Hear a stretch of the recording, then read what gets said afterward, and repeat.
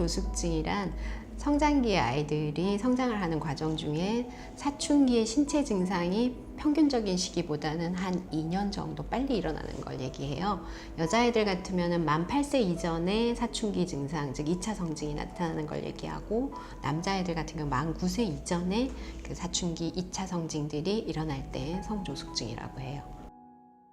2차 성징들이 얼마나 빨리 나타나느냐라고 보시면 되는 건데, 그 2차 성징들은 뭐 공통적으로는 뭐 머리 냄새가 난다든지, 뭐 지치가 달라졌다든지, 여드름이 날 수 있다든지 이런 것들도 있고, 뭐 음모가 난다든지 하는 것들도 있지만, 여자아이들은 가장 먼저 나타나는 게 대부분은 가슴 몽울이 먼저 발견이 되고요. 그 다음에 남자아이들 같은 경우에는 고환이 좀 이렇게 커지는 경우들이 있어요.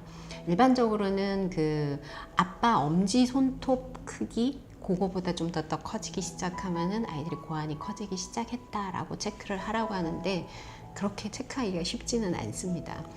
그리고 또 여자아이들은 초경을 하고, 남자아이들 같은 경우는 몽정을 한다든지 변성기가 생긴다든지 뭐 이런 증상들을 우리 2차 성징들이 얼마나 이제 빨리 나타나는지 체크해 보시면 되겠죠. 또래보다 잘 자란다라고 하는 거는 본인한테도 자부심이 되고 부모님한테도 자부심이 되는 경우들이 되게 많아요.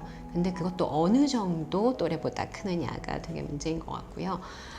저희 병원에 오는 아이들 같은 경우에는 7살인데 초등학교 2, 3학년으로 봐요.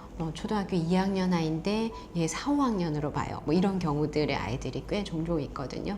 그렇게 너무 2년, 3년 이상 넘어가게끔 크게 본다라는 거는 문제가 있을 경우들이 훨씬 더 많은데, 지금 잘 자랐으니까 끝까지 잘 자란다라면은 별 문제가 없겠지만, 그렇게 일찍 자라가지고 마지막 최종적으로 그 자라는 시기가 평균보다도 2, 3년 정도 빨라진다라면은 그거는 좋을 게 없는 거죠. 그 결과 최종 키가 자기가 원래 자랄 수 있는 것보다 거의 한 10cm, 12cm, 남자애들 같은 경우에는 거의 한 20cm까지도 적게 자라기도 한다라고 보는데요. 최종 키가 작아진다라는 거는 부모님들이 가장 두려워하는 것 중에 하나이죠. 그리고 그런 어떤 키나 이런 문제들을 떠나서 질환적으로, 질병적으로 접근을 해보면 지금 당장에 어떤 질환이 있어가지고 문제가 되는 경우들도 있어요. 그거는 이제 기질성 성조숙증이라고 하는 건데, 그거는 다음에 기회가 있으면은 제가 다시 한 번 더 설명을 드리기로 하고요.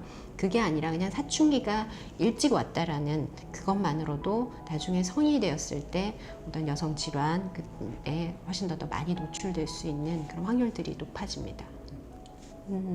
성조숙증이 나타난다라고 하면은 보통 만 8세 이전에 우리 아이가 뭐 7살, 8살인데 여자아이 같은 경우 가슴 몽울이 보였다라고 하면은 당연히 성조숙증을 의심을 해봐야 되겠죠. 근데 그게 아니라 그냥 머리 냄새만 나서 먼저 발견하고 데리고 오시는 분들도 꽤 많으세요. 근데 그런 증상들마저도 안 나타나면 또 모르고 있을 경우들이 있는데, 보통 이 성조숙증이라는 거는 사춘기가 일찍 나타나는 경우인데, 사춘기가 나타나지 않아야 할 시기에 아이들이 1년 동안에 자라는 그 키의 정도는 한 5, 6cm 정도? 그 5, 6cm 정도면은 애들이 매달 0점 몇 cm씩 자라기 때문에 보통 같이 사는 사람들은 얘가 자랐나 안 자랐나 별로 잘 모르시거든요. 그런데 1년 뒤에 아예 옷을 입혀보니까 우리 아이가 좀 자랐네 라고 체크를 할 뿐이란 말이에요. 근데 성조숙증이 있어서 너무 이렇게 애들이 과속 성장을 하는 경우에는 6개월 정도만 지나도 그게 표가 나요. 봄에 산 옷이 가을에 입혔더니 약간 작게 보인다. 엄마 나 발 아파서 운동화 바꿔야 될 것 같아요 하는 게 한 6개월 이내 주기에서 돌아온다. 이러면은 그건 꼭 체크를 좀 해보셔야 하는 부분들이라고 할 수 있습니다.